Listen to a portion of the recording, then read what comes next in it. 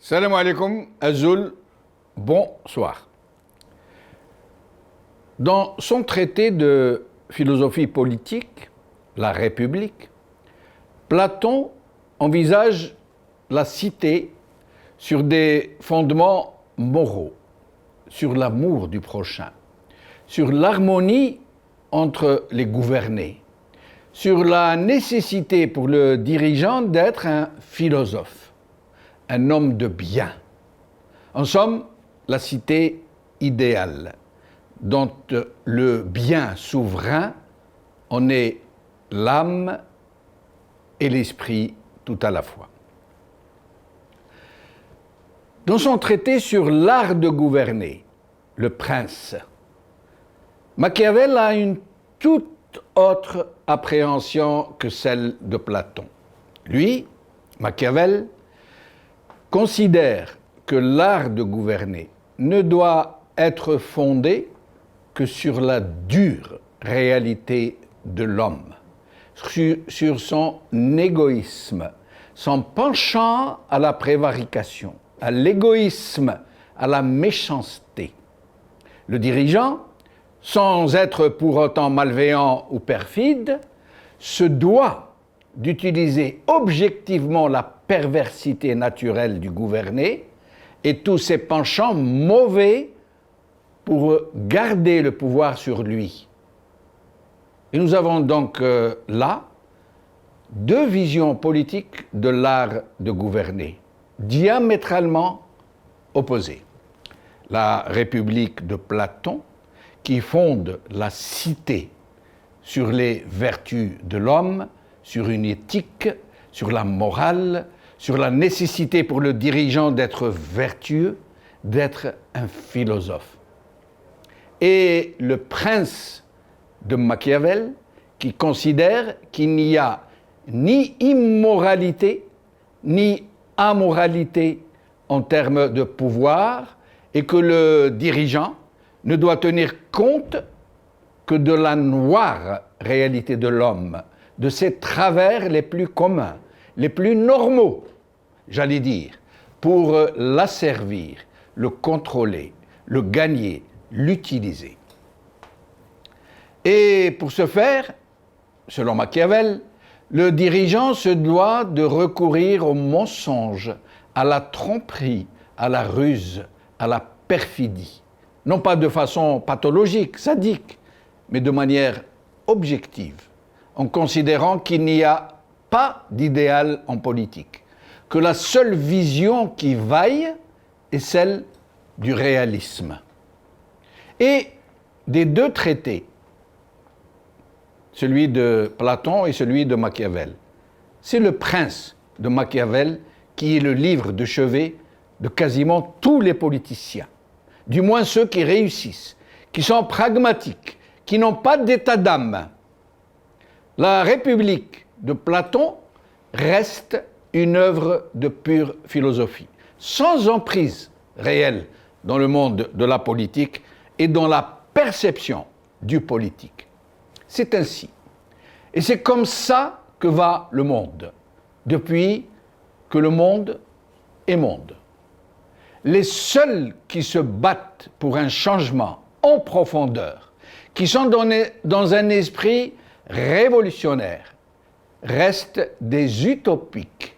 Et quand il leur arrive parfois d'aboutir, quand ils réussissent à chasser le despote, la situation dégénère toujours, systématiquement, pour qu'un autre despote remplace toujours le despote qui a été chassé. Il y a juste les façades et le discours qui changent. La cause première du mal qui niche en l'homme et de tous les malheurs qui accompagnent sa vie, de sa naissance à sa mort, et qu'il ne sait pas aimer l'autre comme il s'aime lui-même. Et d'identification à sa propre personne, en identification aux groupes humains concentriques dont il est au centre, le mal et la guerre sourde en énergie de haine, de ravage, de discorde. Pain béni pour tous les adeptes de la vision politique machiavélique, qui savent qu'on ne doit semer que ce qui peut pousser. Le meilleur exemple que je pourrais donner aujourd'hui est cette attitude de M. Tebboune, qui se sait pourtant imposé au peuple et non pas élu, qui sait pourtant que la quasi-totalité du peuple algérien aspire à l'avènement d'un État de droit, mais ceci ne l'empêche pas pour autant d'user de tous les mensonges, de toutes les outrances, de toutes les violences, dans le même temps qu'il martèle le contraire de ce qu'il fait. Et il joue sur du velours, malheureusement, parce que ceux qui se bousculent pour l'applaudir et se faire ses relais, ses mercenaires, poussent comme des champignons après la pluie. Et le pire est que cette société civile, dont ces voix de leurs maîtres sont en train de devenir la seule façade autorisée, ne sont en rien représentatifs d'une quelconque base populaire. Mais qu'importe, puisqu'ils savent mentir, que la presse sait relayer leurs mensonges, que l'argent est là pour les soutenir et qu'il n'y a personne pour les dénoncer. Ils sont dans la logique de Machiavel, des voix pour faire l'éloge du prince, de s'étaler devant son excellence et sa grande sagesse, et dire que ce sont les mêmes personnages qui usaient des mêmes pensifs et des mêmes flatteries avec le prince déchu, celui qui a été remplacé au pied levé par le prince actuel. Est-ce ainsi que les